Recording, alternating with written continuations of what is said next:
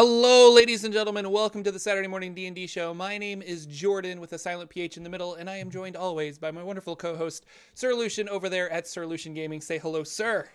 Hello, sirs, ma'ams, every other genders, all of them, everybody, aliens, aliens not from this world. Whoever is watching our show, you are welcome, you are supported, and thank you for being here. Yeah. And if you see this on YouTube, you're supported. You're welcome, and thank you for being here. Heck, if you're bootlegged and you're watching this on another channel, which sometimes has happened, I think you have told me, Jordan, you've caught somebody doing it. I don't care. You're supported if you're watching. I think we could be only so lucky if we were deemed popular enough to take the Saturday Morning D&D Show and like bootleg it somewhere. bootleg Saturday. What if the show was in the 80s and we were making like VHS tapes to sell on the streets of New York because we're just like, hey, do you want a Saturday talk show? Yeah, come back next week. We'll have another video. It'll be $2. Yeah, real cheap. Yeah. Got it. Instead, we just stream for free on platforms that allow us to do that. So that's awesome. Well, to that bootlegger, I hope you make a lot of money for your family. Keep doing it. Keep spreading the word for us. I'm good with it.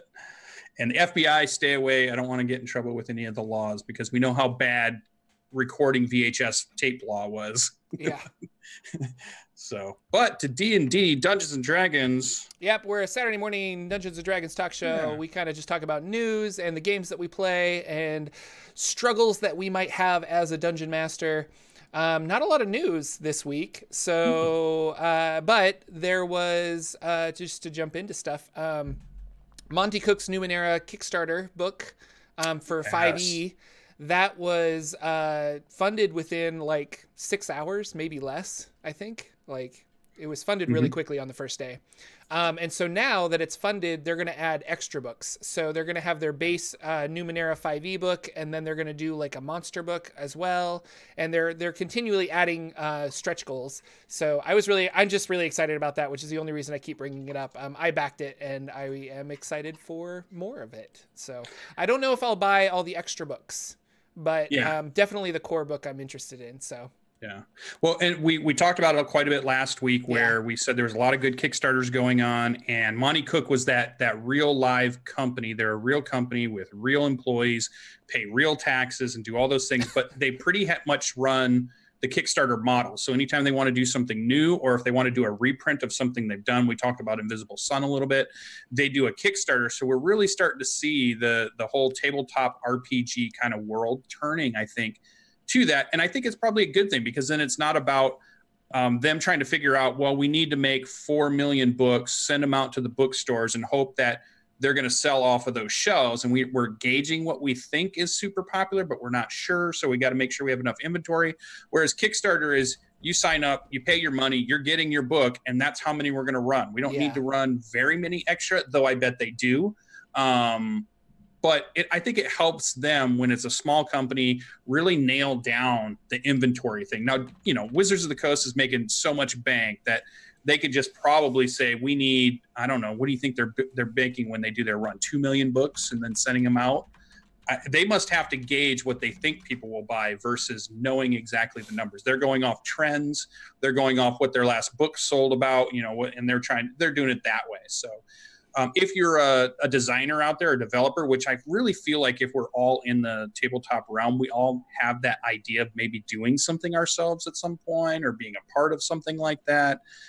It's nice to know that this kind of whole community supports the idea of being a small-time creator and making it work. There's a lot of small-time creators that make it work, so it's really cool. I wonder if you need, like everybody's been doing the Kickstarter like train lately, and when I say everybody, I like a lot of businesses, and when you think about it, it is safe to do that because you are making exactly what people have already bought, so you're almost like pre-selling things.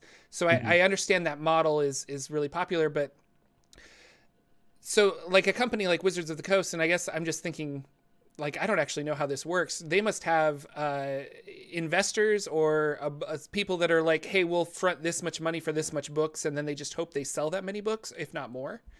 Yeah. I think, well, they have Hasbro owns them, That's right? That's true. So Hasbro's, Yeah, so then you got the full Wizards of the Coast, which is the Magic the Gathering side and the Dungeons and Dragons side. So you've got money to float. Like from a business standpoint, you would have overhead capital that you can invest in your next product that you're going to launch and then put out, hopefully looking at your trends of what you've been doing and getting a really good idea. And they have investors that they must have to say, well, we think we're here. We've had 2,000% growth or 200% growth. I think they had a really big growth in the last couple of years. In fact, it's been newsworthy that I feel like I've seen it in some articles. So they're definitely making enough money to support the next set of projects that they want to push out and stuff. But yeah, I think they have to, like a normal business, I would say, have to figure those things out. They have to understand when their trends are happening, when things are maybe starting to come down, because I think that's where the danger is and where you lose things like TSR has to sell out to, or gets bought out or sold, or these other companies that had risen and then gone away. They probably printed too much product, had too much stuff not going off the shelves, put too much money into something that didn't sell, and that probably started the downfall of their company not continuing to make products. So, some of those old RPG game companies that aren't out there anymore. Well, it just makes me think of like Goodman Games that does Dungeon Crawl Classics. I think they exclusively do Kickstarters. So like even to the point where they're like, okay, we're going to do a 4th or 5th printing of our core rule book.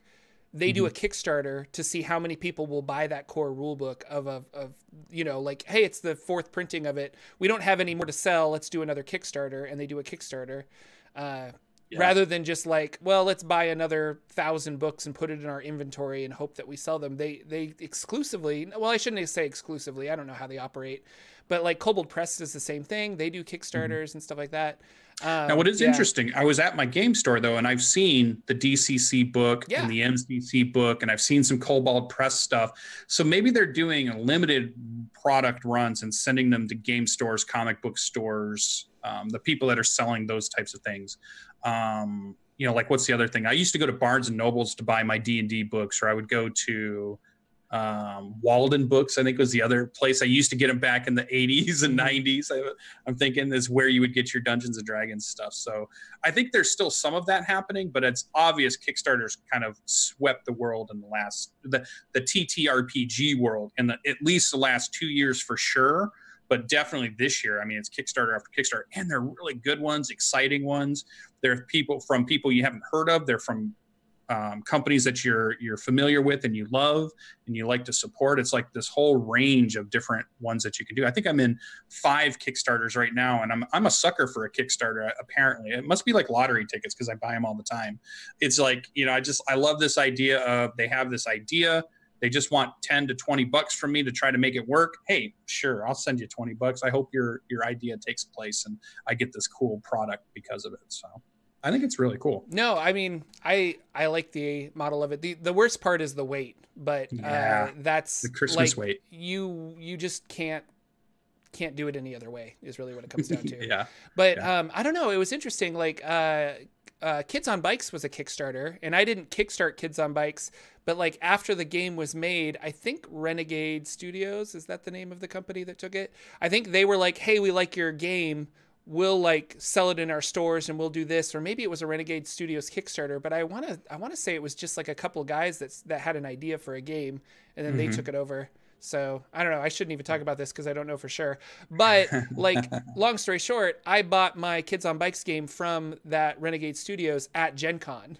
Like I didn't Kickstarter or anything. So they obviously had enough books, or they were like, hey, now that it's finished, now that we were able to like fund the money to actually finish the book and get it out to the people that, supported it, Kickstarted it, we actually like have it to sell now. Which take is it to a publisher. Just go to a publisher and be like, we have this book, we have a track record of it already selling because of all these Kickstarter people. Now we just need to like print X amount of copies and stuff. So yeah, and to bring it back all the way around, so this new book they're putting out is a 5e supplement that allows you to bring the science, fantasy, and the weird, which is always something they like to say, because it's Monty Cook, and if everybody knows, we've been talking about Monty Cook's been, and Bruce Cordell, and I'm trying to remember the other, Sean, forgetting his last name, but they were all kind of a part of Dungeons and Dragons in the past, whether it was during 3rd edition or 4th edition, and they've done some of the really cool stuff before they moved on and are doing their company. So they are steeped in Dungeons and Dragons stuff, and they've come back now and they're going to do a Dungeons and Dragons book for 5e, which is really cool. And they do the kind of science weird stuff. They like to explore. If you even look at the products they did before, they like to explore the weird kind of parts of storytelling, which I think is really cool. So it just adds a whole nother facet to it. And this book that they're putting out really is going to add a lot of that kind of stuff to your Dungeons and Dragons. And if you want to put in a little bit of the Numenera style, if you've heard about that world, if you've read anything about it and you're excited about it, there's going to be enough of it in the book that you could even use some of that to bring some of the Numenera into your Dungeons and Dragons world if you wanted to. So just another type of supplement, maybe not for everybody, but the art is going to be fantastic. It's going to have a really interesting genre that some people will really love. Some people will hate, I'm sure. They'll be like, I don't like science fiction in my fantasy. And they always hated when they got to the end of those really good modules and Advanced Dungeons and Dragons, Basic Dungeons and Dragons, and even third edition, where all of a sudden we find out that, oh, this whole time it's been a spaceship under the mountain that's been the dungeon we're in. It's not been a real dungeon. And they hate that, or they rail on it. Certain people. Other people love it, love the idea that, oh my God, I'm playing this fantasy world. We've got dwarves and elves and bows and swords and shields, but we've somehow stumbled on a crash landed, super science kind of thing. Yeah. And it's all decayed. It's all gone away. And, so it's all cool. So some people like it somewhat. Numenera is really its own thing too. Like, it's hard to describe because it's not necessarily like, it is science fiction, but it's like science as magic, because it's so far in the future that like you cast a fireball is actually manipulating nanobots to heat up the air in front of you to like fire something and things like that. And so I always think of like when I think of like science fiction, I think, robots and things like that. And you might encounter a robot, but it's not going to be like a typical Danger Will Robinson robot. It'll be some kind of brain with like metal tentacles that floats in the air, and you don't know how it floats. And like, I don't know, every Numenera game I've played in, like, it's just always had weird monsters, weird technology that you would think that this is magic, like it is fantasy. So I think it'll fit into D&D really well. And I'm actually excited to use things like, I want to use like, it was a crash spaceship, and like you maybe utilize a ray gun so that they can eventually I'll take them to space with Spelljammer, like I always talk about. Well, there it is. It's bringing it to Spelljammer. And I think the difference is, I think what you've kind of nailed on it, it's the idea when the science is so far ahead of you that the person using the thing doesn't know it's a science. So like you said, I cast these words, which creates this fireball that flies out. I have no idea that nanobots exist when I do that. I have no idea that that's what's heating up the world. It's not me thinking about nanobots. It's just me. I found a way to do this and it works. And now I call it a magic spell. So really any of that stuff could be really turned in that way. Or you can keep it very fantasy if you want. Like, your robots can be golems and constructs. It can be all kinds of stuff where you can explain. I mean, like you said, a beholder could be very science fiction based on anti-gravity fields and all this other stuff, but it could just be magic, whatever you want to call the magic. And they call the weave the magic, right? So in Forgotten Realms, if we bring it to that, the weave could be something that is a scientific force that could be measured and has rules. It's just nobody's a scientist enough to know all that stuff, so they don't think of it that way. So just like there's a field of gravity that we are all a part of, there's a field of magic that like lays on top of that as well, Yeah. And then we start to access in some way. So yeah, I think it's really cool. I really like the idea. And it's not the only, 5e book that's coming out. There's a lot of these supplement books. I know Lasers and Liches just finished up, which is the Retroverse book. So if you're really into an 80s mash of video games and sci-fi and cyberpunk and lasers and pink and purple colors and dinosaurs with lasers in your 5e stuff, you can go with that. There's I've been seeing a lot of different 5e supplements. The Uncaged book that's out there right now that talks about myths and legends, that's out on the DMSGuild, I believe it is. It has a lot of cool stuff. So 5e supplements from third-party groups is just huge right now, and there's so much out there that you can add to your game. So there is no shortage for you as a DM if you feel like you're a person that doesn't have a lot of creativity, which I would argue with you all day long, because I'm sure you have tons of creativity, even if you don't admit it. But if you feel like you don't, and you feel like I don't I can't figure out where to do this crazy campaign. I don't know where to take it. There's so much stuff out there that you can just take and steal from somebody else that you don't even have to come up with. So you can go grab any one of these books. You can go grab the new Saltmarsh book. You can go grab, something that was from the Wizards of the Coast. You can grab something from Kobold Press. You can grab something from Old. You can grab something from another game and bring it in if you feel like you can't think of something yourself, because there's just so much out there to play and get to. So it's really cool. So that's cool. News-wise as far as... People in the YouTube chat were talking a little bit about like Kickstarters not going through. Like you pay a bunch of money to have a Kickstarter finish, it finishes successfully, and then you don't end up getting any of your thing. And I know Kickstarter has things in place to prevent this from happening, but at the same time, it is a gamble almost. And I was wondering, since you said you back a lot of Kickstarters, have you ever had one like not fulfill their promise? No, I've joined 2 that didn't get funded, so the money wasn't charged. Right. But I haven't. No, I lied. Yes, I have done one that I backed. It was called Clang, and it was supposed to be for a company that was going to make a video game that used a sword almost as a controller. So it was going to be in the shape of a sword, so that when you fought these duels, you would maneuver the sword around. And it was by Stephen R. Donaldson, the author of Snow Crash and a bunch of books that I like.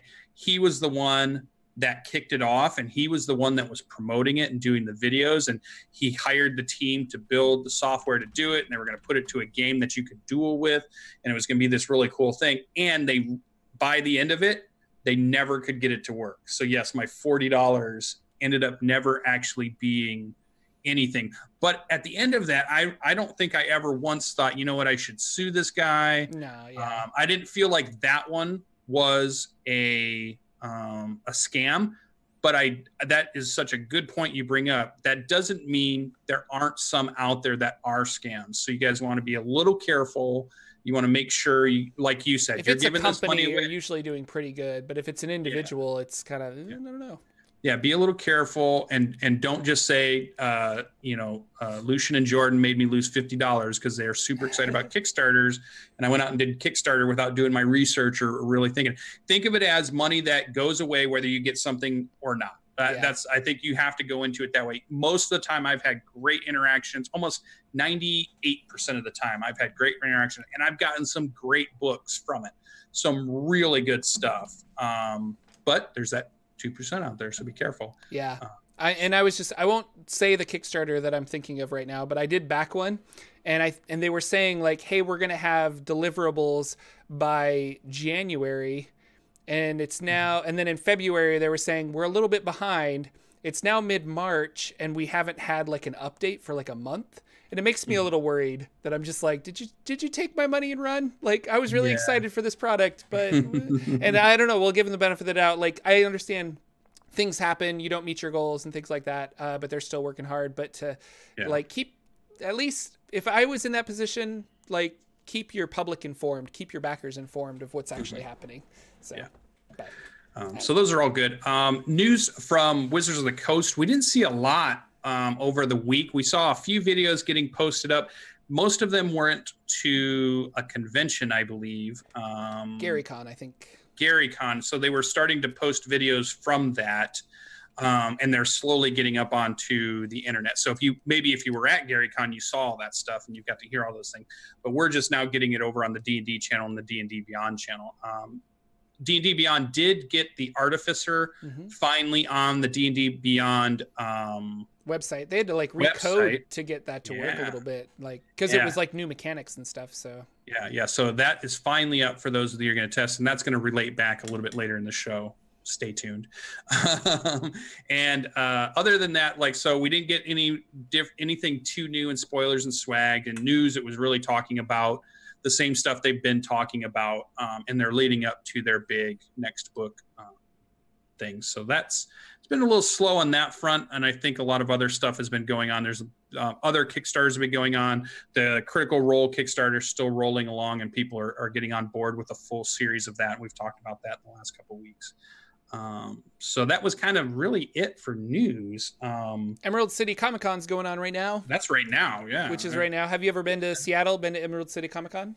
I have been to Seattle. I have not been to Emerald City Comic Con. I haven't been to a Comic Con at all. Oh, really? Have you been to a Comic Con? Like, I've been to game conventions, but I've not gone to a specific comic book convention. Yeah, well, where I live in Idaho, they've had a couple of comic book conventions, and I think like they had the Wizards Con, which I went to, which was really fun. But I went to Emerald City Comic Con a few years ago, and it's actually a really funny story. Not funny, but like I think it's interesting. I used to play MMOs back in the day in my college years, and I played Final Fantasy XI, the online, massively multiplayer online role-playing game. And like most of those games, you make friends with the people that you play with. And I made friends with a girl, and she ended up marrying the guy that runs Emerald City Comic Con. So I was in Seattle, and I like had coffee with her, and she's like, by the way, I have some free tickets for you because like my husband runs this. So we ended up going to Emerald City Comic Con for free and saw like Felicia Day, and we went to like a D&D improv thing which was really fun. These like Canadian improv artists were doing a live D&D game kind of before it was really popular on Twitch, and they really modeled it as a improv game that they threw kind of D&D bits in. But I remember watching this being like, I want to do this so bad. Like they're almost there. Like it's mostly an improv show, but I was like, if they just made it more about D&D with like improv on the side, I think it would be worth so much. Now it's all over. Like people do it all kinds, and there's all kind of live shows and Critical Role and everything else and things like that. But was really, really fun. So I have a lot of fond memories of Emerald City Comic Con, and I was like, oh, that's right, it's March. I should have like driven up and gone to Seattle and visited friends and go to Emerald City Comic Con. But I don't think Wizards of the Coast, and there's not going to be like a bunch of D&D news released, but like at Emerald City Comic Con. But I have a special place in my heart with it. Yeah, it definitely looks fun, and I've been seeing it a lot on Twitter. Like I don't remember seeing a bunch of it last year on Twitter, but for whatever reason this year I'm seeing a ton of it. Oh yeah, everybody with their name of @ECCC. So yeah. So that's cool. And it's the convention season has started. You know, we're here in March, and like you said, Gary Con's going. We've already seen several other conventions before this, and now the Comic Cons are starting up, and then we'll start to get into, as they keep going, all these other great conventions that, you know, everybody gets to go to. Yeah. And I think you point out the cool thing about conventions for me, I never went to them for very much because I always wondered why so many people would go to something like that. Why not just stay home and play your game? Or, you know, you can buy your products wherever. It's nice to see something that's maybe new or see an announcement, but do I really want to spend hundreds and hundreds of dollars for that? Or can I just wait till it's announced? But when I finally talked myself into going to Comic-Con, or not Comic-Con, Gen Con. Yeah, Gen Con. The idea was I wanted to go and play games, meet new people I hadn't met before, and really just get an idea of what the whole scene is about, because I've always heard about it, never went. And the first time I ever went was 4 years ago now. So I'm kind of a late comer to the convention side of it. And I was dumb. You know, it was really dumb to tell myself not to go to these, or there's not a reason to go to them, because there's a million things you can do at a convention, and there's a million different ways you can enjoy a convention. It does require that, hey, you're going to be in large groups of people at certain points throughout the day. Though I think once you've done one, you can find ways to mitigate a lot of that too, by the way you schedule, the way you go and do things. But there's so many people that share your hobby. And I think that was the thing that really kind of drove it home, is it's not just a bunch of people. It's not like I'm standing in a train station and we're all people. That's what we have in common. But then some of us are there for work. Some of us are going home. Some of us are this or that. None of that really is in common. You're going to something where you all share a love of games at this point. So you have, not only are we people, we have that in common, but we have a shared hobby that's in common. And now we're in a big group. I think that really drives it over the top to being something that's really fun and really cool, and something that if you can experience, definitely try to. I get that it's a lot of money. I mean, Jordan flew out, so he would have a flight, gets a hotel room, then he's there for a week. It's expensive, and it's not something that maybe everybody can do. But if you can find ways to save money with your friends, find ways to carpool with people, find ways to travel with other people, because even traveling together with friends would be fun. Having a road trip where you're playing Dungeons and Dragons in the car on the way there would be super cool. We've talked about doing stuff like that where although the driver just gets to drive, but everybody else gets to, you DM is in the other seat and you can roll dice and play the whole way there. I think that'd be super cool, because I bet that a 14-hour drive would go by quick. Yeah. We'd be like, we're third level already. All right. And now we're here. So no, conventions are great. And I totally agree with you. Like, it's just really cool to be around like-minded people and see, me and my wife like to cosplay as well. So it's fun when people stop you and they recognize where you're from. And then you realize that, like, I really like this, property, and you really like this property. And so now we can like pose and take photos, and it's just like you instantly have something in common with someone, and it's really fun. So, and you get to see new games, you get to see things that you maybe never would have come up on your radar when you're walking through the vendor hall. Because you're like, I've seen a bunch of board games or role-playing games that I'd never heard of, and I just picked them up, and I'm like, looks really good. There's artist row there, you can see all these things, and that's just one convention. There's lots of small conventions. If you want to go to one that's not so big and packed, you just want to stay one that's near local. I've been to like Marmalade Dog, which is here in the Kalamazoo area, or you can go to some of the other ones. I know there's Dragon Con and Gen Con, and just there's a million cons now these days, or the PAXs, you can go to those kinds of things. So they're really cool. And I feel like we're in the start of the new season. The 2019 con season has started. Those of you that are working on your costumes are probably getting them ready for whatever your deadline is, so that you're ready to unveil whatever coolness that you've come up with. For those of you that are building games, you want to go to these things and test them and have players to test them. That's going to be cool. Or if you're just going to meet up with your friends, which is also cool. Like maybe you've all, after college or after school or after military, wherever you were, you knew each other. You've all spread across the country, but you all like to come back to PAX East, or you like to meet up at PAX Unplugged or something, and get together again for the first time that year and do some stuff. So it's really cool. It's a community building thing, and it's a good community to be in. It's not like many other communities, I don't think. I mean, the gaming community is a geek nerd culture, and it's okay to be a geek and a nerd in that culture. You don't have to feel like you have to hide it. You don't have to feel like you don't want people to know. You're in an area where everybody knows it and everybody is it. So that's what's really cool. Yeah. And that we're ready. I'm getting so pumped up. I mean, I know you've got your room for Gen Con. I've got mine for Gen Con. We're getting close. I got a bunch of the companies sending me stuff. They're saying, hey, are you going to run games for us this year? What are you thinking? Yeah. I'm like, do I want to do it, or do I want to keep my schedule open so I could do some other stuff? So I'm kind of figuring out what I want to do. Do I want to run games for booths and stuff like that, or just go and have a fun year? I'm thinking this year's a fun year. In this year's, I'm just going to go and enjoy it without having a schedule of DMing. Because the last two, I typically ran, I want to say 6 to 8 games. And so each one is a 4-hour slot. Yeah, I barely saw you. Like, me and Graybeard went and hung out and like went places because you're just like, well, I got another game to run, or I got to work this booth. We're like, okay. See ya. So this year, I think it's just going to be fun and hanging out and do some stuff. So that's going to be cool. So I think that's really fun. And I think that's where we're at. I don't know. Are you going to anything else before then? Do you have anything planned before that one? No, not with how expensive it is for me to go to Gen Con, because I have to fly out there and stuff.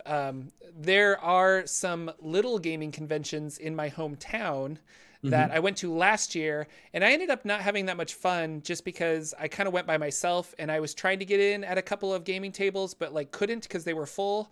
So I think I'm going to try and go to that gaming convention again this next year, this summer. But what I'm going to do is I'm going to bring my D&D adventure. Boys. Well, or my Hot Springs boys. I could bring them. Yeah. But I was like, really what I want to do is bring my Hot Springs Island. I want to bring my Dragon on the Mount adventure. And if I can't find a table, I want to just like sit in a corner and be like, I'm willing to run D&D for people and just make some friends that way and do that. So, and that convention's always growing. So it's getting bigger and bigger every year. And so this year it might be a little bit bigger and a little more run better and things like that. And just so that there is opportunities. But I mean, it was, all the tables were full when I went there to go play games, and I was just like, okay. So yeah, that's what happened to me for PAX Unplugged. That made me, while I was there, be a little bit down about it because I couldn't get into games because they were all filled up so much. But I think now that I understand how it works and where you can go get free tables, and to me, if you can go to a convention and you have at least one friend going with you or a couple of friends or your gaming group, it makes it just amplifies the fun of the whole thing. If you can actually bring somebody with. I went solo on a couple and I still had some fun here or there, but it certainly wasn't as much fun as I had last year, where I had friends and we were playing games at night at the hotel. Then we were going to the convention and doing convention stuff. We were talking about the different things we went off and did. Like you were off doing a lot of like podcast and how to, or a lot of those kind of seminars. We went to the Adam Cobol thing, and it was like we had this common thing that we could talk about when we met back up and said, "Oh, what'd you go do?" "Oh, I went and did this. I went and ran Numenera." We both went to that one late night Numenera game where we got to play, and that was fun.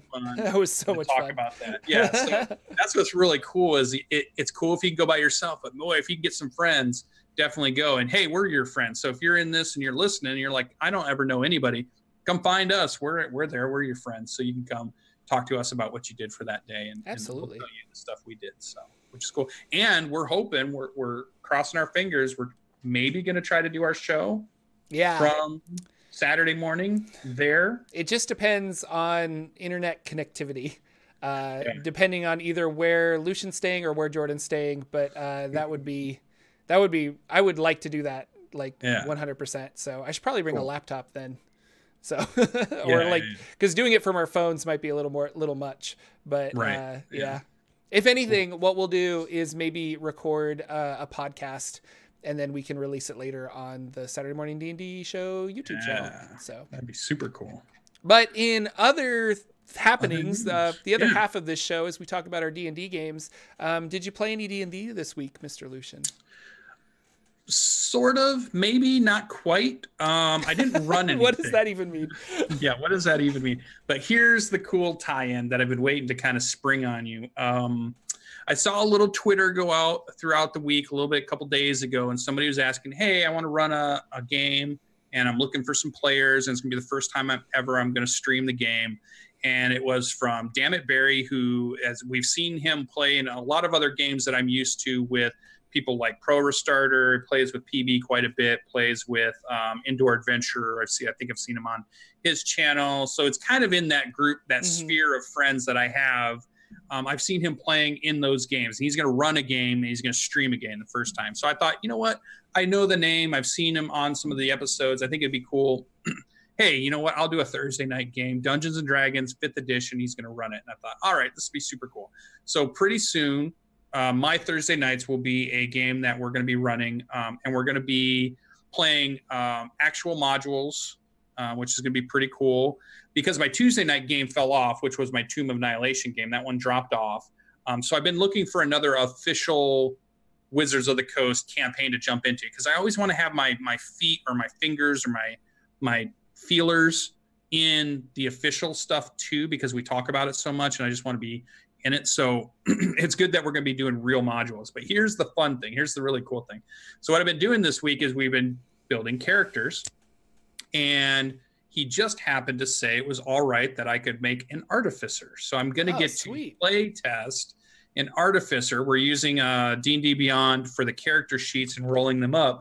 So I've kind of gotten to dive into the playtest material, which I think is really cool. So I'll be able to give some feedback, and I'll be able to get to see it play for real. I'm going to play a very standard kind of gnomish, probably artillerist, because I think I'm leaning more that way than the alchemist portion of it, and do some real play testing and see how it feels and how it's going to get to go. So that I think is going to be really fun, and getting it going. But here's the next thing that's really funny is that he said, like, we had a couple of weeks that we're going to build up, we're going to play some characters. And he said, well, how about this next Thursday? Because we're not starting quite yet. The official date is, I think, if I look on my calendar, because I'm getting it all wrong, just like you, I should have looked all this up before I did it. I believe we're going to start on the 28th, Thursday. So next week is the 21st. So we didn't really have anything planned. But he said, you know what? Why don't we just play a game? So maybe the group gets together and just, because it's all different people that he grabbed from the different wilds of the internet, bring us together, put us in a session just real quick, just so we all kind of get used to each other before we kick off the first level campaign characters, right? So I said, sure, that sounds great. I'm free for Thursday night. He's like, cool, I'm going to run this module. It's called Dragon on the Mount. and I'm gonna run no everybody way. through it. Are you serious? Yeah. That's so he cool. said, I'm gonna run Dragon on the Mount. So if you guys just imagine your characters as 4th level characters, I'm gonna run through it. So it was funny. I'm like, oh, okay, this could be super cool. And then he sends me a message a little bit later through Twitter. I forget where it was, or maybe it was Discord or something. He's like, oh, wait a minute. He says, maybe you don't want to play that module. Maybe because, you know, your show and, you know, Jordan. I'm like, no. This would be great for me to play through it once again. I can role play, even though I know what's going on. I will role play my character as if I don't, and I won't give hints to the players. I'll let them do all the figuring out. But I said, what's really cool about it is it'll allow me to critique Jordan's module once more and really dive into where those holes in this, you know, this thing he's created, and say, this plot hole doesn't work. This but I thought it'd be really cool. I don't know if he's going to stream that one. I think what he wanted to do is just do it as let the players get to know each other. Yeah, absolutely. But I will be able to come on to our next show after that. So not it'll be next Saturday. And I'll be able to say, okay, so this is what happened. This is how he ran it. This was what was cool. This is how the players, you know, tackled certain things. This is what he left in. This is what he added that wasn't there.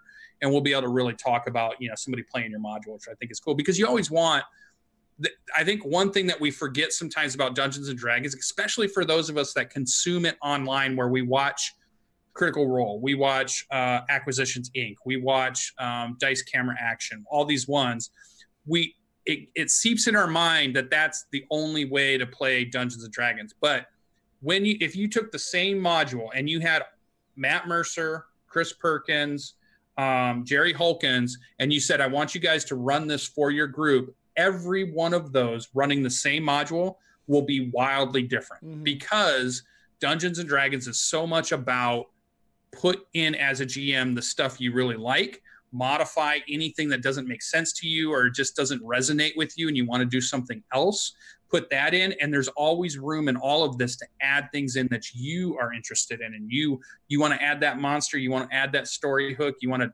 change or tweak something a little bit. You're encouraged to do that with all of these books. So I think even though we could all play Tomb of Annihilation, every game that we set up would be different. Jordan would run it different. I would run it different. You know, Graybeard would run it different. All these people that we know as DMs would run it different. So that's what's really fun and cool. And you don't have to feel like, oh, I can't play this again. Like if somebody came up to me and said, hey, do you want to play Tomb of Annihilation? I'm going to run it. I probably would say yes at this point, because I know it doesn't matter. It's never going to be like the game of Anaris played that he ran, because this person will run it different. It'll be a different experience. It'll be a different thing for me to put a character in and run. So I thought that was going to be really cool. We're going to get to do a little side Dragon on the Mount kind of game. I'm going to get to see what a 4th level artillerist looks like at that point. So you're just getting into some of the cool features of that class. So I think that'll be cool. So I'll be able to play test a new class. I'll be able to play test a fun module for a friend, and I'll be able to help a new GM who's, I don't know how new he is at GMing. He made it sound like he's new to streaming the game. So maybe he's a longtime GM and I don't know it, because I don't really know he's too a much veteran about player though, right? Yeah. I'm pretty sure I've seen him on lots of stuff. Okay. He's in chat. He'll probably tell us as I'm talking about him here. But I'll get to see, or, you know, be a part of somebody starting a streamed campaign for the first time. Which is, I always like when there's that first time attached to anything. If somebody says, I want to play Dungeons & Dragons for the first time, I like raise my hand. I will run a game for you if it's the first time, no matter what. I love that. If you say, it's the first time I'm going to stream something, would you help out? I raise my hand because I want to help out. You know, it's just like, hey, I've never written a module before. Would you take a look at it? I raise my hand because I'm like, yeah, that'd be super cool. It's the first time. So I always like that. And I always like bringing new people in and helping people keep moving on. So what's he saying? He's saying, no, not a long time GM. I've been wanting to test this one shot for weeks now. Yeah. So, and then he's saying the 28th. So we're plugging his show, which is super cool. And I think it's gonna be super fun. And I was going through, when we started, I was leaning towards a shadow sorcerer that I was coming up with, and I had a really good idea for that, and I still want to do it in something else. So I think if Jordan runs a game at some point, I'm going to use this shadow sorcerer character that I had in mind for maybe something like that. But I pivoted over to, because I put it in, and then one of the other players said, oh, that's weird, I'm also going to play a shadow sorcerer of this and that. I thought, oh, okay, cool, that's cool, player. Maybe I'll switch, just because, not that it doesn't matter. You can have 2 barbarians or you can have 2 paladins, because they could play very differently depending on how the players really play them. But I thought, well, you know what? If I could try the Artificer, if Barry would let me try it, why not? Why not give it a shot and play it out? So I think it's going to be super fun, and we're going to have a good time on it. So that was what I was excited. I've been kind of sitting on it all week. I've been waiting to spring it on you. That's cool. No, that's really fun. It wasn't even prompted. It wasn't like I said, hey, you should go find this module that I've never really heard of, but it's called this. You know, it was like he said it, and I was like, oh, that's so good. Jordan's going to love it. Yeah, no. I've been surprised. There was like because you can see like your sales, I guess, within the DMs Guild. And I think it was the month of February, I sold as many as I had sold during November and December and January combined. So like somebody in February was like, oh, this is really cool, and like got the word out. And so I'm happy people are playing it and enjoying it. I actually got an email from a group of theater artists that do a live D&D show at their local theater. And they wanted to run it, and they were asking for permission because they were just like, we're going to make money off of this. We sell tickets and things like that. And I was like, oh yeah, just take it. Like, just run it and have fun is what I said. Cause get rich cool. off it. Yeah. I was like, if you make $1 million and you want to cut me like 10,000 or something, that's cool. Just give me a part. Just be like, I just want to play a part. I'll fly out there. That'd be awesome. That'd be great. I will be the dragon, and you could build a mount, and I'll just stand on it during the entire thing. So it'll be great. I would pay tickets to see that show. That would be a good show. Theater could do that module good. I think that would be really cool. And that would be something, I guess I haven't really seen any of that. Maybe I should look for it because I'm sure it's out there. But go to see a theater show that is full on Dungeons and Dragons, written to be about Dungeons and Dragons, it being Dungeons and Dragons. It's a storyline Dungeons and Dragons. They create sets, but they do an adventure for the show. I think that'd be kind of cool. Well, the ones that I've seen, not here, but in Seattle, are improv artists that literally play the game, but then stand up and like interact with stuff and things like that. And then the DM usually has very few dice rolls unless they're in combat, because it's how persuasive are you just with your improv skills. But on the other side of that, there's actually a really good play out there called She Kills Monsters that is a D&D campaign story that revolves around this girl. And it's kind of sad, but like why this girl ended up killing herself. And it's like her story as told through Dungeons and Dragons. Really cool, really has, although I said that and that's really depressing, has a lot of funny moments to it, and it's just a really great script. So it's called She Kills Monsters, and you should check it out if you're into the D&D-ness. Yeah, because I could see like this idea of maybe you start the show with a scene of players dressed up, they're at a table, they're interacting, they're having fun, and the storyline kicks off, and then you have like the scene change where all of a sudden there's the big change, and then now they're their characters, and now they're going through this scripted, actual story that they've done, whatever it is, Dragon on the Mount, like you said, or you could even play it, that becomes your script, and then you create the sets, you create the dialogue, you create the actors play it out as it was. So all the stuff has already been done. All the roles have been made. All the way we know it's going to happen. The Roper's already killed somebody and thrown them. Oh, spoilers. So I think that'd be cool. I'm gonna have to look for that. Because like you can go watch Lion King as, a theater production, and that's fantastic. And they do really cool stuff with that, or, any of the shows that are out there. I should look for a Dungeons and Dragons theater production. That'd be cool. Do it up. Look it. I bet it exists, and I bet it's within 3 to 4 hours of you. And you can. And then I'll buy tickets, and I'll tell my wife, you know what? For the very first time ever, I'm going to take you to the theater, and she will have such a shocked look on her face. You're like, what? We're going to go to the theater? What? And then it's going to be all Dungeons and Dragons all night long. It's going to be so good. That's fun. That's fun. So that was my big thing. So I did not play. We did not play Seeking Revenor this week. I meant to, but I just got busy, and I forgot to post when the session was going to be. So we are going to play on Monday night. So for Seeking Revenor, which is our West Marches game, to get in and play some of that Dungeons and Dragons. Big things are happening in that world. Lots of factions are starting to rise. They know about the 3 great dragons. They know about the last elven city. They know about the destroyed city that they don't even know who the inhabitants were. but it's been destroyed.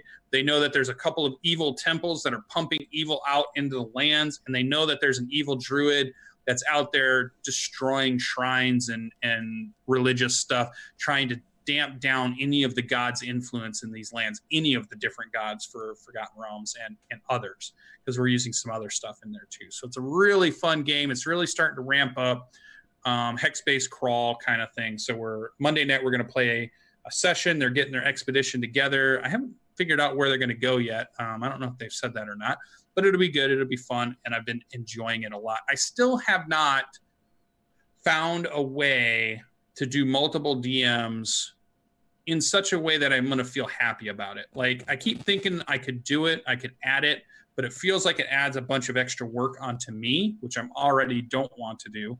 And I don't want to get into a situation where I don't agree with what a GM is doing, but it's like the campaign, and now I have to, like, if it's your campaign, like if you're doing something in your campaign, no matter what it is, it has no effect on any of the things I'm doing in my campaign. So I'm never going to say to Jordan, you know what, I don't like that your salamanders are as smart as they are. Like, in my world, I like salamanders to be really dumb when they fight other people.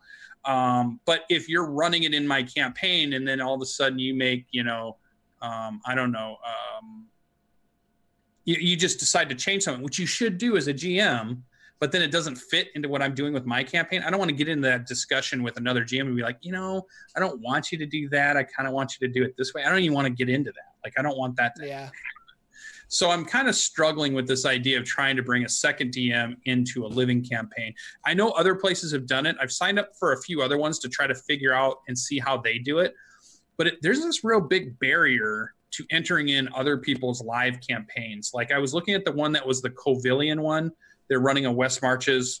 They're all fans of Matt Colville. And they had like this big convoluted way to build a character and try to get into a game. And it just all seems like very barrier. Like, there's just so much you have to go through. Whereas mine, you just send me an email and I give you a character sheet, and then you're in an expedition. Mm-hmm. It's like, why is it so hard to get into these games so that we can see what's going on? Why does it have to be loads and loads of paperwork and weird? Like, there's all these cool tools to use, but they're not using any of those. They're using something like, you've got to put your character sheet on GitHub, and it's going to link into Discord in some way. And then why don't you just use Roll20 or Fantasy Grounds and call it good? I don't understand why they're making it difficult. So I don't know. So I'm struggling with that, and it hasn't happened yet. I don't know if it will, but I'm going to keep thinking about it. My Sunday game, which is the Crash Course, RPG Crash Course, we have selected for the month of March, we are playing Mindjammer, which has been really cool, really science fiction, but a big book. This is like a 500, 600-page book. This is a big, deep RPG. This is thick rules. So we're struggling a little bit getting it up and going. It's based off Fate Core. I don't know if you played any Fate games.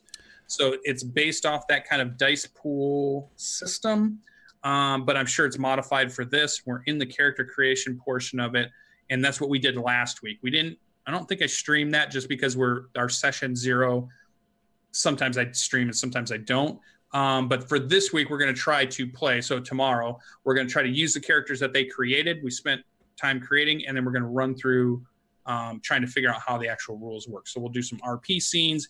We'll probably throw a couple combat scenes in there and just see how the rules help us play that game. Because my idea for trying to learn these is, if any role-playing game, I feel like you need kind of like 3 things that you have to be able to explain to the people who want to do this how to do.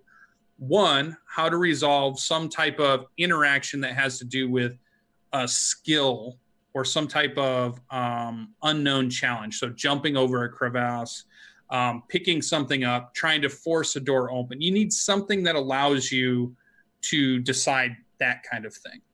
You need a clear understanding of how conflict works, whether it's how I go and punch somebody and they punch me, or they shoot me, or they stab me, or whatever. Your rules have to explain that to me. And then character advancement has to be pretty in-depth, because that's the whole point of the game anyways for players, is that they want their character to evolve and get new things to continue on, and that's what drives the whole fun of it.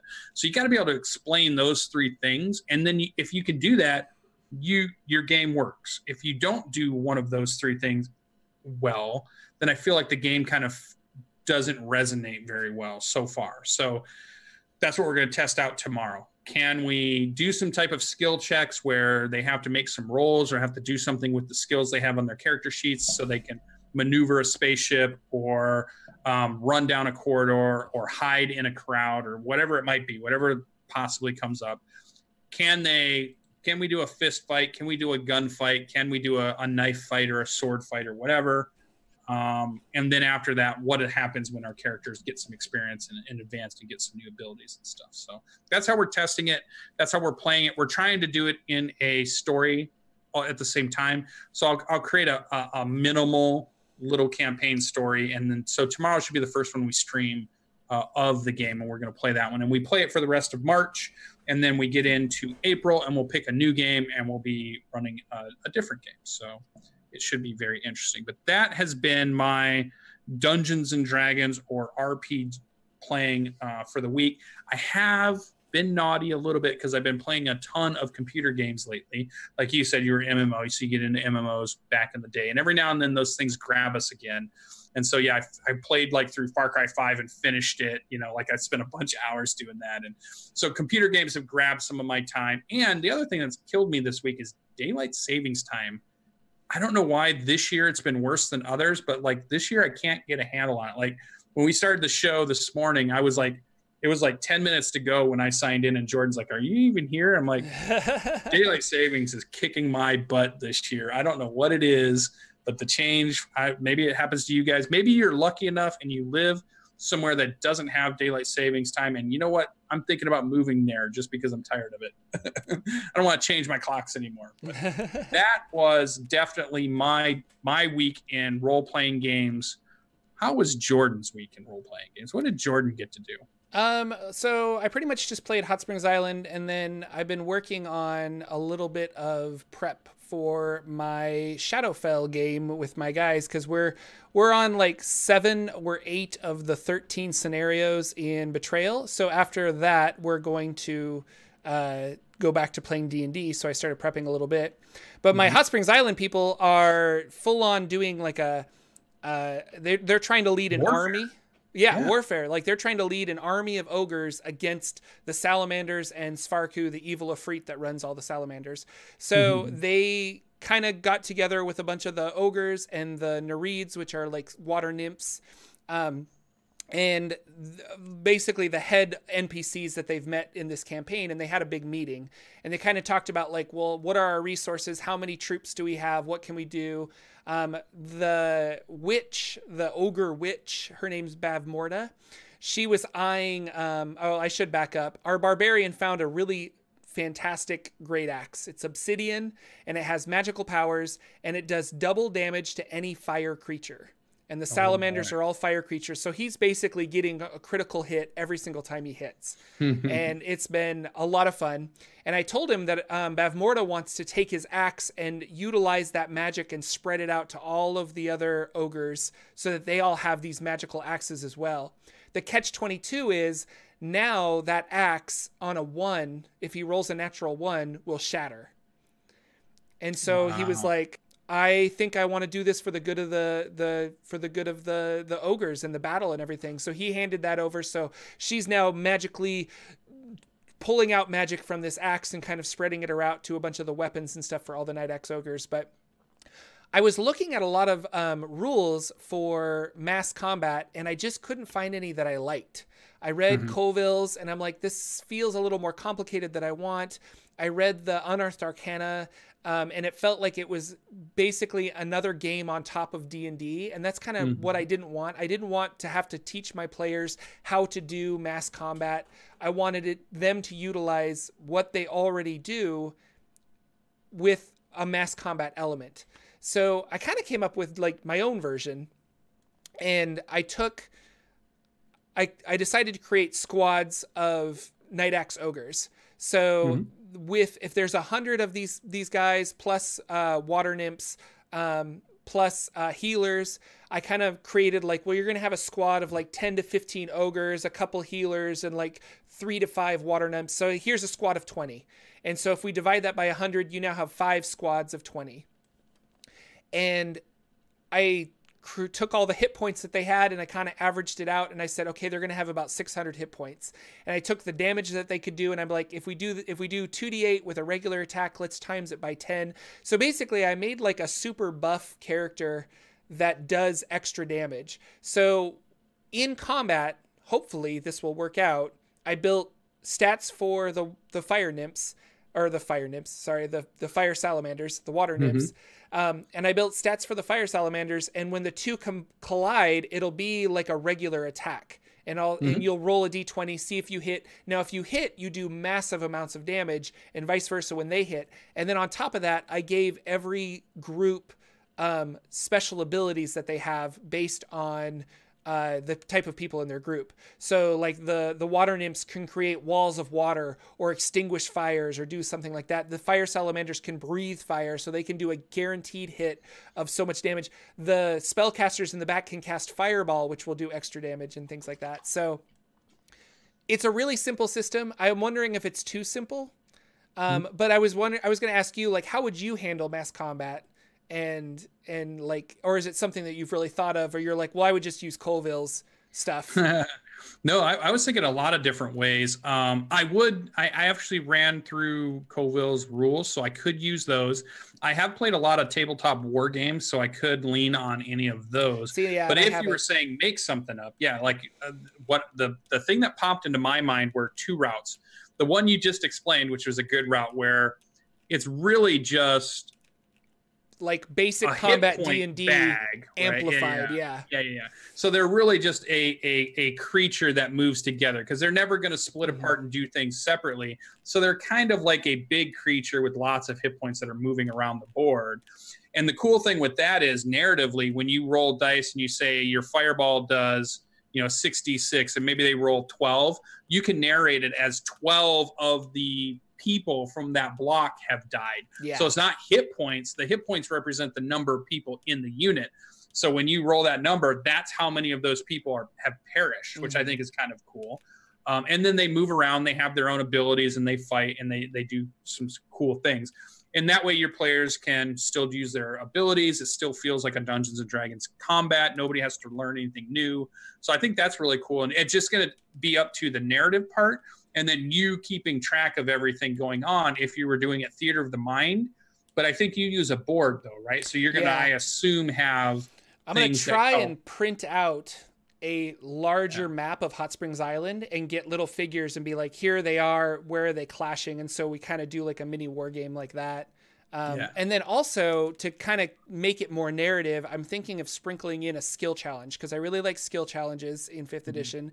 And I like the idea of, if they're directing these troops, what kind of skills are they going to use? Like, I'm going to use persuasion or intimidation, or I'm going to do this, and like see how they can manipulate the battlefield that way.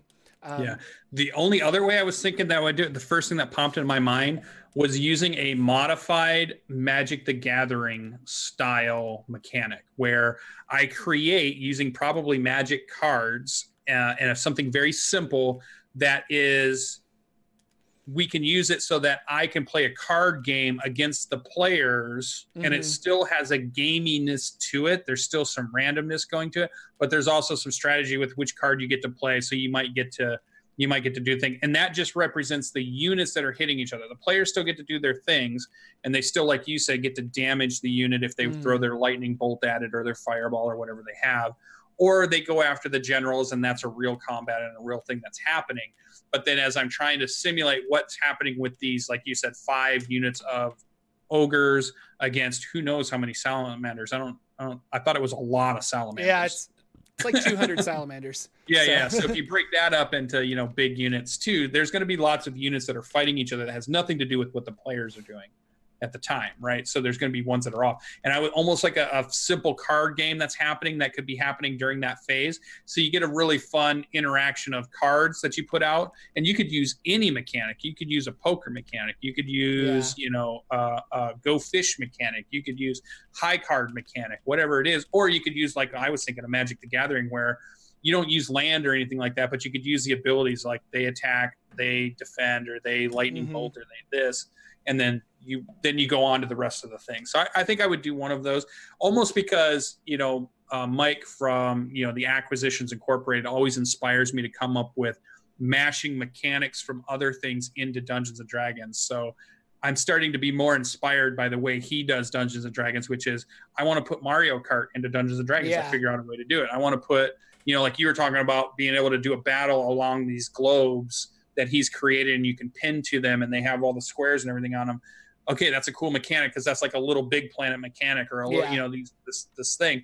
So now I'm starting to think, if there's places that I can put that into my games, I want to. So can I put a Magic the Gathering card mini game into the middle of a Dungeons and Dragons game in some way? That would be kind of cool too. So I think you're doing it. I think it's gonna be really cool the way you do it. I think the narration will be the big thing for the way you're doing it. Just narrate it that it's a big battle that's going on. It's gonna be fun. And their goal is they have a gem called the Gem of Zumakalis that Svarku, the big bad Efreet, wants.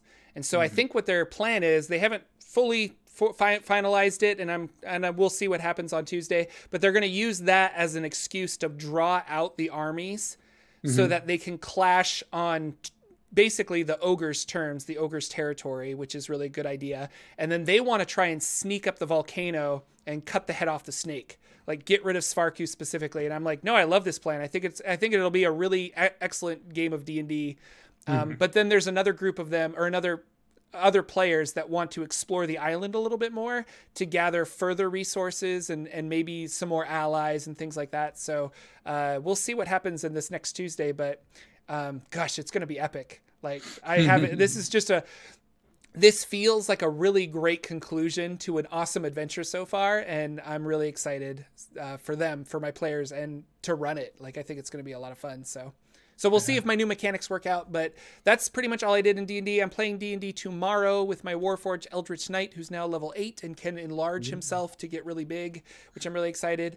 We just discovered a underground dwarven city that was taken over by the drow, because there's like Lolth spiders everywhere. So should be something fun to explore. I'm really excited for that.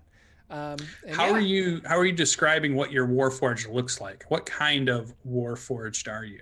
Like, narratively, what do you look like? He's like a robot, but like, I don't know, I look like Warforged, like in the artwork from the Warforged. Like, so like the Eberron. Yeah, the Eberron Warforged is how I always envisioned what he looks like. Yeah, gotcha. Okay. So, not like Terminator stainless steel, or you haven't switched it to be something else, or yeah, gotcha.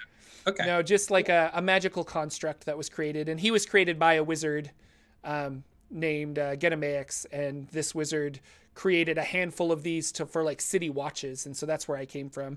And we've met that wizard, and so I have a tie to him, and like I kind of like take orders from him and do what he deems necessary in the world to protect it. It's all about stopping evil, Lucian.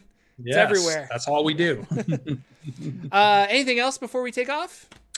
That's it. It's been a busy week. I think it's going to continue to be busy weeks as we go. I'm excited to hear about your Dragon on the Mount game. That'll be fun next week. We'll talk about that. That'll be really good. It'll be really good. So thanks for everybody showing up. But yeah, Jordan, take us away. Yeah, so wonderful having you guys all here. Thank you guys again so much for coming out and watching our little Saturday morning D&D show.